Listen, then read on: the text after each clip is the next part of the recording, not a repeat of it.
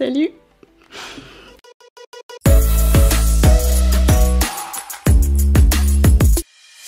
Donc déjà, je vais commencer par clarifier quelque chose. Pourquoi je fais un live? Parce que j'avais pas envie de bosser cette semaine. Non mais c'est qu'en fait, les 2 dernières vidéos que j'ai publiées avec le challenge, avec les 2 photographes et le modèle, et puis la fois d'avant avec mes 4 shootings sur Zoom, Skype, etc., ça m'a demandé un temps de montage juste monstrueux. Je pense que ça s'est vu, mais honnêtement faire ça chaque semaine c'est juste pas possible.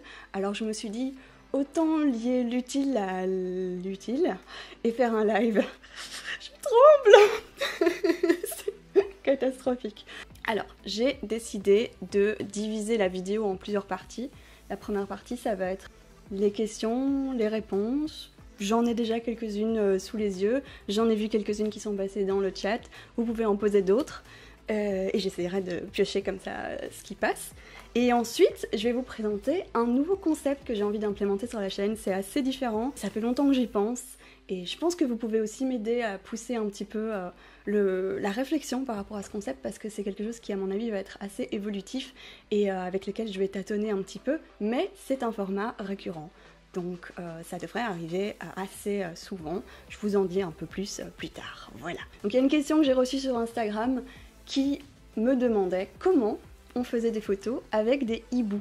Parce que si vous connaissez un petit peu mon travail, vous savez que j'ai très souvent photographier des modèles avec des hiboux, divers hiboux d'ailleurs, parfois des chouettes, pour ceux qui font la différence. Et c'est vrai que ça peut paraître compliqué, et en fait non, pas vraiment. C'est-à-dire que j'ai un ami qui est passionné de fauconnerie, qui possède des oiseaux chez lui, et donc il y a déjà pas mal d'années, je pense il y a 8 ans déjà, on a commencé à faire des photos ensemble avec ces hiboux, pour le plaisir en fait. J'ai jamais fait un vrai job avec des hiboux, c'était toujours pour le plaisir. Donc en fait c'est plus une question de contact, j'ai envie de dire, parce que si on commence à partir dans des agences de location d'animaux, déjà il faut l'accepter en termes d'éthique, et ensuite c'est cher. Voilà, je m'étais renseignée à l'époque et c'est cher. Mais vu que j'ai mentionné le mot éthique, je vais quand même continuer là-dessus, parce que c'est un point qui me semblait important de mentionner. En fait, dans ma pratique de la photographie aujourd'hui, j'ai changé beaucoup de choses, et je continue de changer des choses. Et le fait d'utiliser des animaux dans mes photos, ça ne me plaît plus tellement. Ça crée une espèce de dilemme moral, et j'arrive pas à me dire que je vais utiliser un animal pour le plaisir, pour l'amusement. Ça me dérange de me dire oui, alors je vais faire des likes sur le dos d'un animal qui a rien demandé. Alors je sais, évidemment, c'est comme avec tout, c'est jamais noir, c'est jamais blanc. On peut trouver l'animal qui va être utilisé dans le respect et de façon très encadrée. On va faire vraiment bien attention à son bien-être, etc., etc. Mais moi, j'ai pas envie d'encourager la photo avec des animaux, parce que je sais que certains vont faire très attention et que d'autres ne vont pas faire très attention. Et ça, j'ai certainement pas envie de l'inspirer. Voilà, c'était mon petit point éthique, voilà. Vous connaissez. Alors, un animal domestique.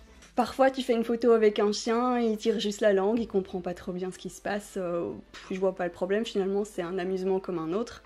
Après, voilà, quand tu commences à... Il faut juste être attentif. Déjà juste l'avoir en tête, de se dire je vais pas faire chier l'animal, la priorité c'est pas la qualité de la photo, c'est pas l'effet waouh, c'est pas ça du tout, c'est vraiment, voilà, c'est pas un objet, c'est... Vous voyez ce que je veux dire, c'est un être vivant. Ouais, une autre question, absolument rien à voir, c'était est-ce que je vais refaire des reviews de comptes sur Instagram, comme j'avais fait la dernière fois. Je sais que ça vous avait énormément plu, j'ai reçu des retours exceptionnels par rapport à ces reviews.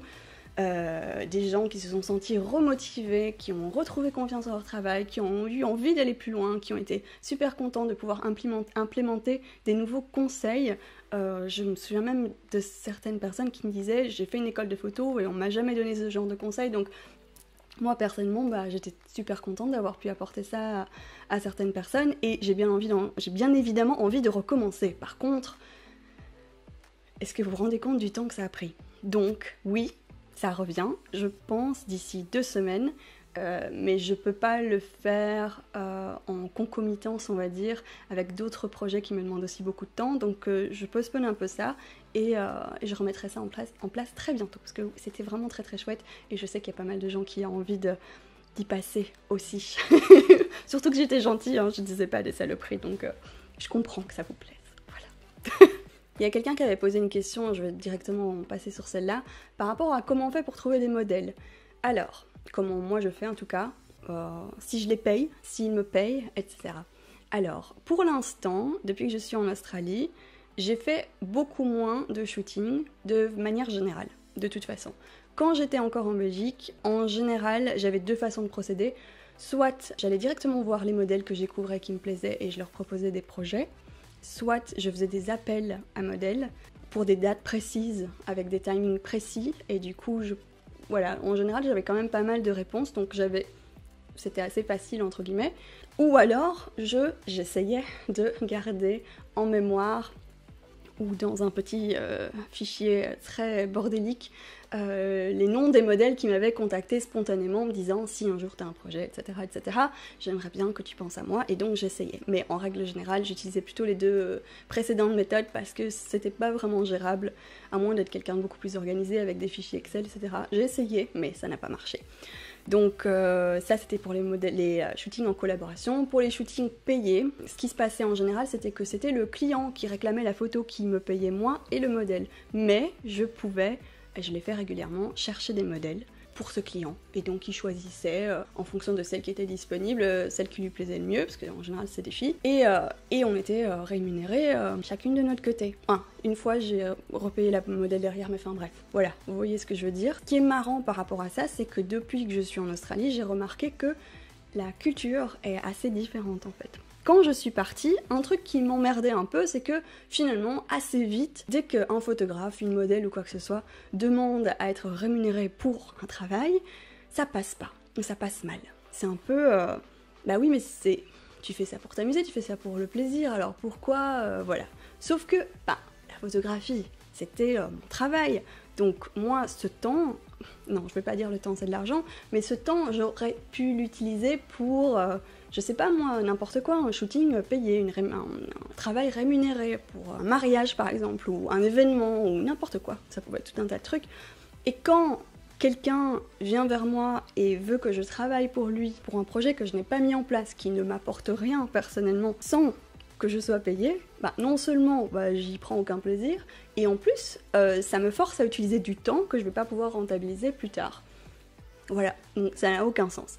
Quand je suis partie en Australie, je me suis dit, peut-être que là-bas, avec la mentalité anglo-saxonne, ça va être différent. Peut-être que je vais trouver ma voie. Bon, il s'avère que, vous savez, j'ai un peu parlé du burn-out et tout, ça s'est pas fait, mais j'ai eu le temps de remarquer que effectivement c'est très différent. Quand on demande à un modèle ici s'il veut poser, donc même moi, comme ça, si je fais « Oh, regarde, j'ai fait toutes ces photos-là, est-ce que ça m'intéresserait de... » Elle va, en général, au minimum, demander un défraiement. Voilà. Elle va dire, ou alors elle va dire ouais je demande autant par heure pour le train, pour l'essence, pour n'importe quoi, pour le temps même parfois. J'ai pas eu des montants excessifs, mais c'est vrai que c'était pas une surprise, mais si c'était quand même une surprise, une bonne surprise, et en même temps ça force à revoir un peu sa manière de travailler. C'est logique en même temps. Enfin bref, question suivante. C'était une question intéressante, c'était est-ce que j'ai déjà exposé mes photos? La réponse est oui, j'ai déjà exposé mes photos il y a longtemps en fait. Plusieurs fois, j'ai commencé par l'aventure et puis j'ai fait quelques expositions de photos, un peu organisées par moi-même, et puis je suis passée par une galerie aussi, très sympa, c'est très agréable, mais je pense que les photos que j'ai exposées à l'époque n'avaient pas... peut-être que je suis trop perfectionniste, mais quand je regarde en arrière, je me dis... alors j'en ai vendu même, mais je me dis mais c'est fou quand même, il n'y a pas de... Je recherche vraiment l'identité, je recherche une espèce de cohésion dans mon travail, et il n'y avait pas ça du tout. Du coup, j'ai de nouveau envie d'exposer, et là je travaille sur une série que j'ai bien l'intention de recommander à des galeries par la suite. Ça va être assez nouveau pour moi, surtout de faire ça en anglais. Mais ouais, j'ai envie d'aller un peu plus loin par rapport à ça, parce que c'est vrai que je passe beaucoup de temps sur YouTube à transmettre des trucs, mais j'ai mis un petit peu mon côté photographe, artiste de côté. C'est dommage. Après, est-ce qu'il y a assez de jours dans une semaine ou assez d'heures dans une journée pour pouvoir faire ça? Je ne sais pas, mais je vais essayer en tout cas. Si vous-même vous avez déjà exposé, donnez vos tips, expliquez comment ça s'est passé, ou au moins racontez votre expérience. Une question que j'aime beaucoup, c'est j'ai pas les moyens d'acheter du matériel, vu que la photo est juste un hobby. Du coup, comment est-ce que j'améliore mes photos? Se débrouiller avec rien, c'est génial en fait, pour développer sa créativité. Ça pousse non seulement ça challenge, mais en plus c'est tout à fait possible. Moi c'est ce que j'adore. Personnellement, j'ai jamais eu de matériel super fancy, incroyable, hyper cher. Mis à part mon appareil photo, et encore il commence à se faire vieux, mais je pense sincèrement que le matériel n'a aucune importance. Quel que soit le matériel que vous allez utiliser, même si vous avez par exemple un appareil photo super haut de gamme, vous allez avoir un certain objectif, ou peut-être une série d'objectifs, peu importe. Mais dans tous les cas, vous allez être contraint dans une certaine mesure. Parfois plus, parfois moins, parfois d'une manière, parfois d'une autre. Et c'est ça en fait qui est chouette, de jouer avec les contraintes, de jouer avec, voilà, si on fait des photos que au téléphone par exemple, on sait que la profondeur de champ va pas être un outil réellement utilisable ou pas, pas au point de complètement faire disparaître un arrière-plan par exemple, mais on joue avec et on utilise les contraintes liées au matériel. Ça marche pour tout en fait, ça marche pour n'importe quel petit accessoire que vous allez vouloir intégrer dans une photo, que ce soit un petit cristal pour ceux qui aiment bien, ou quand on est dans une forêt, on ramasse une feuille et on fait un petit effet flou par devant. C'est très simple, il faut pas en abuser, mais ça a quand même du pouvoir. Et puis derrière aussi, vous avez votre identité que vous pouvez ajouter dans la retouche, dans l'édition de l'image. Il y a tellement de choses qui sont possibles à faire. Le côté défi, le côté challenge, le côté faire un peu de la magie en fait, faire un peu de la magie avec rien, avec pas grand chose, ça fait tellement plaisir. Oui, tu as raison Denis, le matériel c'est vraiment du confort. Encore une fois, contraint de simuler la créativité. Donc moi je fais avec ce qui est disponible et genre par exemple les lampes qui sont autour de moi là, elles sont pas super puissantes, elles sont un peu nulles, elles m'ont coûté rien du tout. Parfois j'ai un peu peur qu'elles se cassent la gueule mais elles font le job, voilà. Il y a un truc que je voulais vous demander avant d'aller plus loin, c'est de vous présenter. Alors je sais, ça peut paraître débile comme ça, mais moi je vois cette chaîne comme une chaîne interactive. Et parfois je vois des pseudos qui se répètent, qui reviennent. Parfois j'arrive à faire le lien avec vos pseudos sur Instagram et je remets les informations ensemble. Mais souvent je me demande à qui je parle. Et je pense que j'aurais besoin, et je pense que tout le monde serait content aussi de le lire, de voir qui vous êtes. Donc si vous avez là 2 minutes, ou même un peu plus tard, pour écrire juste un petit commentaire où vous dites voilà, je suis photographe, vous pouvez dire depuis combien de temps, le type de photo que vous aimez faire, et vous pouvez même dire ce que vous adorez par rapport à ce que vous faites, ou ce que vous aimeriez faire, les frustrations que vous avez, ou pas d'ailleurs, peu importe. Mais j'aimerais bien avoir une espèce de petite overview de un maximum de personnes en fait qui sont ici, qui m'écoutent, et qui pourraient partager ça avec moi, et avec tous ceux qui le liront. Ça me restera en tête, et ce sera beaucoup mieux pour l'interaction. Voilà, alors maintenant on va passer au nouveau concept qui arrive. Donc en fait, j'ai décidé de mettre en place sur cette chaîne un nouveau concept de vidéo qui devrait être récurrent. Donc l'idée, c'est de faire ce concept toutes les 2 semaines a priori, peut-être par la suite toutes les semaines, j'espère, ça dépend à quel point j'arrive à automatiser le processus. Et je pense que certaines fois, il pourrait se dérouler en live, et certaines fois, il pourrait se dérouler de façon classique, comme une vidéo YouTube ordinaire. C'est quoi ce concept? Donc en gros, pour faire très simple, ça sera une espèce de petite émission. Oui, ça va être un petit show très court, de 5 à 6 minutes je pense, où je vais pouvoir intégrer à l'intérieur plusieurs petites mini-rubriques. Parce que parfois il y a des choses que j'ai envie de faire, et je me dis plutôt que de faire une série type les 12 000 conseils pour faire mieux ça, et ben je pourrais avoir une rubrique qui dirait voilà, dans cette rubrique, il y aura un conseil, mais aussi d'autres choses, pas que des conseils. Je vais vous lister un petit peu d'ailleurs les petites idées que j'ai eues, en gardant certaines un peu secrètes, parce qu'évidemment je vais pas tout balancer, et je vous invite à écrire vos suggestions dans les commentaires. Donc comme je disais, je vais faire des tests de contenu, donc je vais tenter la première fois, ça devrait être la semaine prochaine, avec quelques rubriques, on verra ce qui plaît pas, et j'adapterai en fonction. Une idée, c'est le mini sketch, avec pour rôle principal un photographe. d'un certain type dans un certain contexte. Et j'ai un million d'idées, donc je pense que ça devrait être marrant. Si vous aimez mes petits personnages qui interagissent de temps en temps avec moi et qui disent le plus souvent de la merde, puisqu'évidemment il n'y a que moi qui dis des choses un peu intelligentes, et ben vous allez aimer, je pense, ces petits personnages. Je pense que ce qui va se passer, c'est que je vais vous en présenter un ou deux, et qu'ensuite probablement vous aurez de l'inspiration vous aussi, et on essaiera de rendre ça un petit peu interactif pour que je puisse suivre vos idées, voilà, bêtement. Un autre petit truc que j'ai envie de faire, assez différent, c'est des mini-interviews d'autres photographes. Donc alors, des interviews de photographes, j'ai envie d'en faire de façon plus intense et poussée, des vidéos complètes, c'est clair. Il y en a une qui arrive, c'est un peu long parce que, ouais, surtout à distance comme ça, vérifier que le son, l'image sera agréable pour tout le monde, qu'il y ait une espèce d'équilibre, c'est pas évident, mais bref. Dans cette petite vidéo, j'aimerais bien qu'il y ait à chaque fois ou un petit conseil de photographe, un autre photographe, ou une toute petite interview où il répond à 2-3 questions. Comme ça, vous aurez un point de vue différent, pas uniquement le mien en permanence. Ça n'a pas d'intérêt, enfin, ça a l'intérêt, mais vous voyez ce que je veux dire. C'est quand même mieux d'avoir la possibilité d'avoir un peu plus de richesse sur la chaîne, d'avoir des points de vue différents, des expériences différentes, des techniques différentes, etc., etc. Je pense que ça va être riche et que ça devrait vous plaire. Mais n'hésitez pas à dire ça dans le chat, j'irai tout relire après, hein, parce que là, mon Dieu.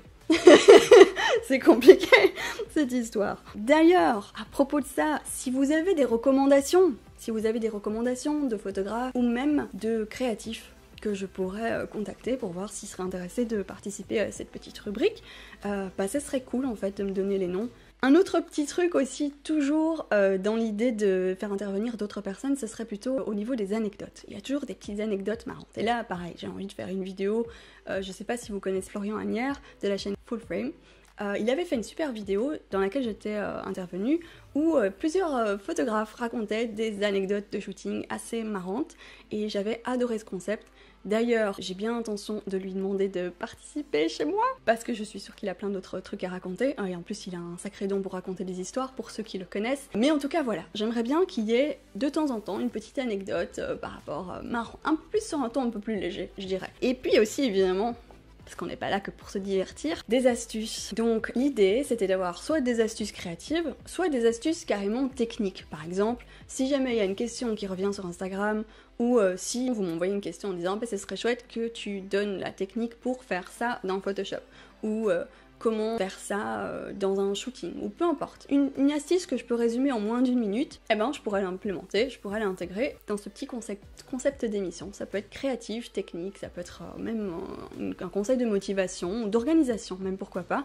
En fonction de ce que vous voulez. Oh purée, et s'il était dur hein, celui-là. Alors, vous vous souvenez que sur Instagram, j'ai lancé un petit concours à thème.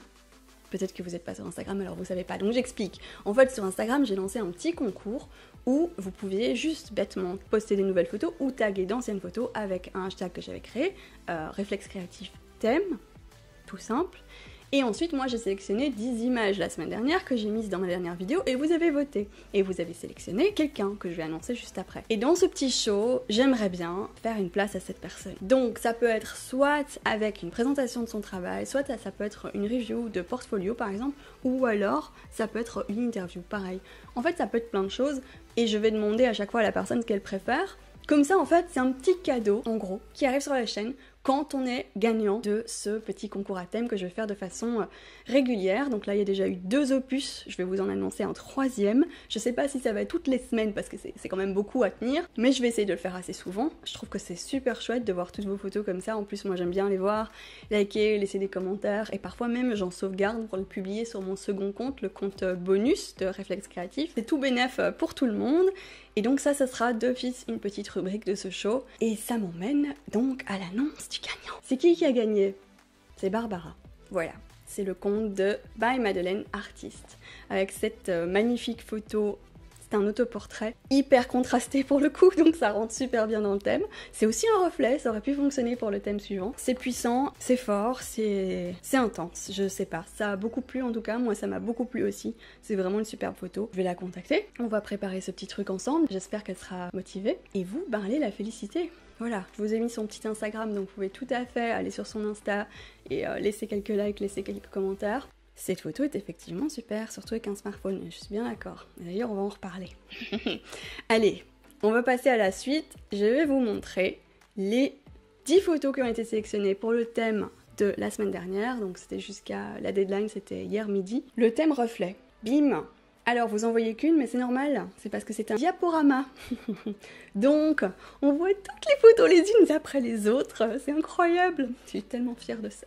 Donc, par rapport à ce thème reflet, ce que j'ai essayé de faire, c'est de sélectionner des photos qui avaient, comment dire, des identités un petit peu différentes. Je suis partie un petit peu dans tous les sens, des choses un petit peu plus émotionnelles, ou centrées sur le paysage, ou plus portrait, un peu plus poétique. Alors, il y a même une photo, c'est la photo numéro 2, qui a été prise à distance. Et ouais, il y a des gens qui se sont pas fait chier pendant le confinement. Oh merde, j'ai dit un mot interdit. La confiture. Pourquoi je dis ça? D'ailleurs, je vais vous mettre toutes les photos les unes à côté des autres, comme ça. Vous voyez encore mieux. Ce qu'on va faire, c'est que maintenant, je vais vous annoncer le thème pour la semaine. Je vais repasser en mode normal, comme ça vous voyez ma tête. Donc ce qu'on va faire, c'est que maintenant, je vais vous balancer le thème pour cette semaine qui arrive. C'est un nouveau thème et cette fois-ci, ça n'a rien à voir avec le look de l'image. C'est un thème technique. Alors le thème est, attention, photo prise avec un téléphone. Qu'est-ce que je vous avais dit? Vous avez dit qu'on allait en reparler. Eh bien on en reparle. On en a parlé dans les questions au début, parce que oui, on peut faire des super photos avec du matériel. Bah peu importe en fait, même avec un trou dans une boîte, on peut faire des super photos. Donc voilà, ici ce sera avec un téléphone. La contrainte a une tellement grande valeur quand on veut apprendre, parce que forcer son cerveau à réfléchir à des solutions, à des problèmes, ben ce n'est possible que quand on a un problème. Donc il faut distiller dans son apprentissage créatif, dans son apprentissage technique, des problèmes à résoudre, et comme ça on va grandir, étendre ces petites connexions créatives, techniques, artistiques, peu importe. Et au pire, vous allez juste travailler plus vite, vous allez juste travailler mieux quand vous reviendrez à votre matériel habituel. Mais pour ce thème, photo au téléphone. Donc utilisez le hashtag sur vos photos, vous pouvez l'utiliser sur autant de photos que vous voulez, exagérez pas, taguez pas tout votre compte non plus, mais on va dire jusqu'à 5-6 photos, c'est bien. Voilà. Ça me met du choix comme ça. J'essaie d'en prendre une par personne. Parfois, je craque, j'en prends 2. Mais normalement, c'est une. Et là, ce qu'on va faire, c'est qu'on va repasser à des petites questions. On va passer à une question un petit peu spéciale.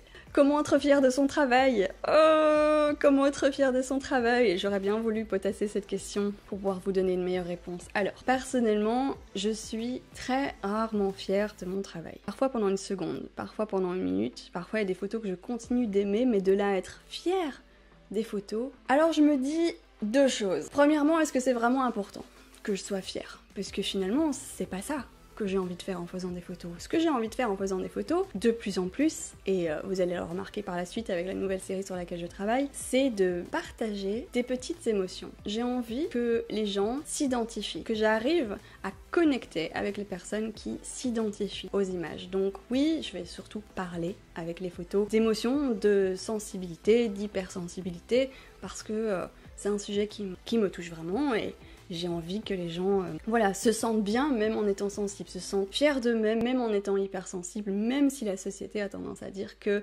ben non, c'est une faiblesse d'être sensible, que c'est limite une... j'arrive pas à revenir sur le mot en français, curse. Voilà. Et j'ai pas envie que ce soit comme ça. J'ai pas envie de vivre dans une société où on juge les gens parce qu'ils sont sensibles. La sensibilité, je trouve que c'est quelque chose de précieux, que c'est quelque chose de positif, que oui, ben évidemment, ça rend pas toujours la vie facile, je suis plus que d'accord avec ça, mais c'est pas une raison de stigmatiser les gens qui sont sensibles ou hypersensibles, et certainement pas de les forcer, parce que c'est ce qui se passe au final, à se cacher et à essayer de prétendre qu'ils sont moins sensibles qu'ils ne le sont en réalité, parce qu'ils n'ont pas envie d'être jugés, parce qu'ils n'ont pas envie d'être stigmatisés, et ça, j'ai envie que ça s'arrête. Donc c'est vraiment ça que j'ai envie de donner. J'ai envie de partager ce confort avec soi-même, même en étant sensible. Et du coup, bah, le fait que j'aime ou que j'aime pas, ou que je sois fière ou pas de la photo que j'ai produite, c'est pas tellement important. À partir du moment où le message passe, et à partir du moment où je reçois des retours qui me le confirment, moi c'est tout ce qui compte en fait. Et c'est pour ça que parfois je poste des photos qui ne sont pas des photos que j'apprécie énormément techniquement, mais je sais qu'elles parlent et je sais qu'elles ont un impact, qu'elles résonnent, et donc je les partage quand même, et ça me semble pas mal important. Mais après il y a aussi un autre truc, c'est que cette espèce de petit personnage qui est sur votre épaule en permanence à juger tout ce que vous faites, je pense que pour progresser, il faut l'écarter. Vous pouvez le faire revenir plus tard, mais au moment où vous créez, en tout cas, mettez-le de côté. Vous devez créer sans cette chose. Parce que pour progresser, et pour éventuellement être fier de son travail, il faut faire des erreurs, il faut faire des essais et vous allez vous tromper. Et c'est normal. Et c'est pas grave en fait. C'est même très bien parce que c'est grâce à ces erreurs que vous allez progresser et faire des meilleures photos et être de plus en plus fier de ce que vous faites. Donc ce petit personnage de merde, vous devez vraiment l'envoyer se faire voir pour rester poli et éventuellement le faire revenir quand vous êtes dans une phase d'autocritique de votre travail. À ce moment-là, vous dites ok, maintenant on va vraiment regarder ce qui se passe, vous mettez les séries ensemble, vous analysez ce que vous avez fait pour progresser de nouveau. Mais si vous ne faites pas l'erreur, vous ne pourrez pas la voir. Et si vous ne la voyez pas, vous ne pourrez pas l'éviter. Et si vous ne l'évitez pas, vous ne pourrez pas être fier de votre travail. Il y a plein de façons d'aimer une photo. Moi, parfois, j'aime une photo juste pour l'histoire qu'il y a derrière. Parfois, j'aime une photo juste parce que j'ai essayé un nouveau truc et que j'ai l'impression que ça a plutôt bien réussi. Ou pareil, hein, juste parce que j'ai fait une bêtise mais que ça m'a appris quelque chose. En fait, il y a vraiment plein de façons d'aimer une photo. Et voilà, la question suivante, c'était comment trouver l'inspiration. C'est une question folle. C'est une question de dingue. Il y a tellement de choses à dire par rapport à l'inspiration. D'ailleurs, je vais vous révéler un petit truc, mais pendant tout le mois de mai, j'ai écrit tous les jours à propos de la créativité, de l'imagination, de l'inspiration, etc. Tous les jours, j'ai écrit. Donc j'ai des milliers de mots écrits et 30 sujets différents. Il y a des choses, je peux vous le dire. C'est juste pour vous dire à quel point c'est infini comme sujet en fait. Mais ce que je peux dire par rapport à l'inspiration, je pense qu'il y a un truc clé. Voilà, on va dire 2 trucs. Je vais essayer de vous dire 2 trucs. C'est que comme je disais juste avant, il faut un peu la démystifier et du coup, de l'action va naître la création, bêtement. Il faut passer à l'action, il faut se confronter au réel, il faut se confronter à la pratique. C'est pas forcément quelque chose qui va vous... ça n'arrive pratiquement jamais. Une idée qui vous jaillit comme ça dans l'esprit, c'est pas quelque chose qu'on attend, l'inspiration. Enfin, tu peux si t'as envie et parfois ça marche, mais je pense pas que ce soit la technique la plus efficace. On n'attend pas vraiment l'inspiration, on va la chercher et je vais vous en parler. Il y a beaucoup de choses à dire par rapport à ça, par rapport au cycle de l'inspiration, etc. Mais en tout cas, je pense que le meilleur moyen de trouver de l'inspiration, c'est de mettre les mains dans le caca. Voilà, vous mettez les mains dans le caca et là, vous vous ouvrez à ce qui est possible. Vous avez vu ma vidéo sur la créativité, forcément, enfin j'imagine, parce que cette vidéo a eu tellement de vues par rapport aux autres vidéos. Je donne pas mal d'informations par rapport à ça, par rapport à l'inspiration, comment s'inspirer, comment trouver des idées, comment ne pas avoir les mêmes idées que les autres, comment trouver ses propres idées, comment être fier de ses idées, comment se sentir en résonance avec ses idées. Il y a tellement de choses à dire. Il y a certaines personnes qui disent qu'il faut regarder ce que les autres font, il y a certaines personnes qui disent qu'il faut surtout pas regarder ce que les autres font. Les deux se tiennent parce que dans les deux cas, il faut suivre une certaine rigueur entre guillemets. Par exemple, on peut tout à fait s'inspirer d'une image, mais seulement d'une partie. Par exemple, moi ça m'arrive de m'inspirer juste d'une lumière ou d'un objet ou peu importe. Mais au final, l'image qui en résulte est passée à travers tellement de broyeurs différents qu'elle n'a plus rien à voir avec l'inspiration de base. Parfois les inspirations sont mixées, etc. etc. Bon bref, vous avez compris, je peux vraiment pas passer 1 heure là-dessus, mais j'ai prévu quelques vidéos sur le sujet, donc stick around. Comment on dit? Ben, je vous avais dit l'autre jour sur Instagram, je sais pas si vous avez vu, quand j'ai fait des photos dans le jardin comme ça, j'avais aucun but, aucun objectif, j'ai juste fait des photos pour reconnecter avec le plaisir de la photographie. Et ça m'a fait créer des trucs, ça m'a fait essayer des trucs et c'était super, enfin je me suis sentie super inspirée, super relax. J'avais pas la pression d'avoir une idée géniale, j'avais pas la pression de faire un travail exceptionnel, je m'en foutais en fait, j'avais juste envie du fun et ça a très bien marché. Donc je vous conseille l'exercice d'ailleurs. Il faut noter. Est-ce que vous avez vu la photographe folle, ma vidéo où je hurle « Notez vos idées putain !» Parce que ouais, il faut noter ses idées putain. Ça c'est un truc qui est vrai en règle générale, je note mes idées, ça coûte rien de les noter. Et un jour, je replonge dans mon petit carnet à idées, enfin mon carnet à idées, mes 300 notes Keep sur mon téléphone, mes documents Google Doc, enfin tout en fait. Mais bref, j'ai décidé de noter un petit peu partout, donc il suffit d'aller voir. Par rapport à ça, Philippe Bois. Punaise, j'ai vraiment un coup de flemme en ce moment du côté de la créativité ou de trouver un lieu qui m'inspire. En fait, un exercice que j'avais essayé, je vais vous en parler plus en détail dans ma future vidéo sur la créativité, parce que oui, il est toujours en préparation. C'est essaye de faire l'opposé de ce que tu fais d'habitude. C'est vraiment débile hein, comme truc, mais bon. Essaye de vraiment faire l'inverse. Par exemple, moi, si je devais faire l'inverse de ce que je fais d'habitude, je vais partir dans des photos hyper street en noir et blanc, très contrasté, avec peut-être un modèle un peu mode, ou alors un modèle un peu brut, en mode photojournalisme peut-être. J'essaierai peut-être faire des trucs comme ça. Et ce que je vais apprendre là-bas, eh ben, je vais le ramener ensuite dans ce que je préfère faire. Comment tu fais pour construire un peu plus une photo sur un shooting? Sur le moment, je remarque jamais les petits détails qui dérangent. Après coup, c'est la position des mains. Alors, oh, ça... Quand on fait des photos sur un shooting, c'est super difficile de garder son attention partout. On va avoir tendance à se dire, bon ok, je focus mon attention sur la lumière, sur le visage par exemple. Et alors les petits détails, c'est dur. Il y a un truc qui fonctionne bien, mais c'est un petit peu délicat à mettre en place, c'est d'avoir un assistant, par exemple, ou quelqu'un qui est là aussi et qui va remarquer. Par exemple, quand on a un shooting et que le maquilleur est présent, ou le coiffeur, ben c'est son rôle de faire attention aux cheveux, de faire attention au make-up, de voir si rien n'a débordé. Par exemple, hein, je parle du make-up, mais ça peut être le cas pour n'importe quoi en fait. Ça peut être tout à fait un autre détail qui est pris en compte. Sinon, ben, ça dépend un peu comment tu construis tes images, mais c'est clair que oui, faut prendre du recul et essayer de voir ce qui se passe. Enfin, de toute façon, plus on fait des photos, plus on voit les erreurs, plus on fait attention la fois suivante, plus ça devient des automatismes de le contrôler, etc., etc., etc. Et après, le fait de travailler avec des modèles qui ont vraiment cette intuition de savoir comment placer leurs mains, etc. Parce que bon, ça aussi, j'ai prévu une vidéo là-dessus. Beaucoup trop de vidéos, mais par rapport à comment faire poser un modèle, et spécialement quand il n'est pas professionnel, parce qu'il y a plein de petites astuces vraiment ridiculement faciles à mettre en place, qui changent complètement le look d'une image, complètement l'aura de l'image au final. Quand on la regarde, c'est complètement autre chose, parce que parfois il y a des images qui sont magnifiques, mais ça saute aux yeux que ça a été fait avec un amateur, et c'est pas grave, on apprend, mais autant essayer d'aller plus loin, et c'est tout à fait possible de faire ça même avec vos amis. Je vous rappelle que quand je vais terminer le live, vous aurez normalement de nouveau accès à la section commentaires, donc je vous invite à y aller pour écrire votre petite description de vous-même, où vous expliquez un peu ce que vous aimez faire, les difficultés peut-être que vous avez, la pratique de photographie que vous avez. Voilà, une petite description pour que je vous connaisse un petit peu mieux, à plusieurs niveaux, peu importe ce que vous avez envie de partager, j'en serais très contente. N'oubliez pas de voter pour les photos aussi. Puis ouais, laissez le petit like, je vois qu'il y en a déjà pas mal, c'est vraiment super chouette. De façon générale, si vous avez envie d'aller faire un petit tour derrière sur la chaîne, laissez des petits commentaires, laissez des petits likes. Si vous aimez même un truc, pourquoi pas partager? Alors je sais bien, je dis partager.